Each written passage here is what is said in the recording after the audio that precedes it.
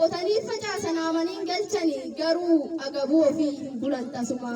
Kan allaattii sooree irraa qabu cabbii nu fakkaattii isaa waan nyaannee dhumu nu dhawwataa rabbi. Nubba dada malee laaqii cubbuu laaqaa lakki nu dhawwatu bal'aa dharki waaqaa.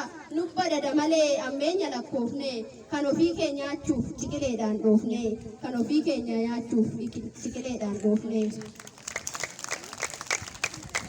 Wallaallataa wayii ofiin jedha hayyuu nurraa kan hafe warra homaan beekne bineensota wayyuu.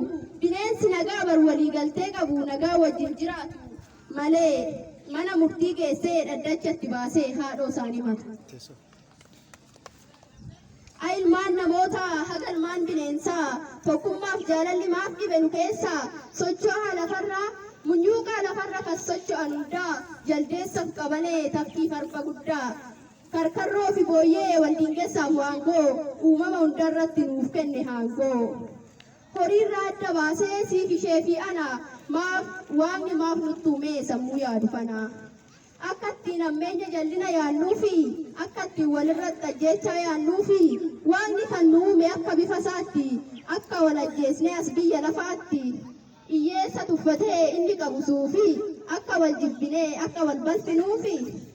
Ergaa walaloo koo baay'een qabu dhaamsa xummuruu ga'eera egaa nan gabaabsa. Ilaalcha ni qabu hundumtuu wal qixa yeroo waan nageenyeef asumatti affixa.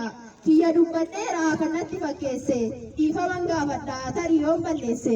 Maqaa koo barbaannaaf Faanoseen jedhama waan na dhageeffattaniif guddaa galatooma. Guddaa galatooma. Guddaa galatooma. Hamilee minaan qaba.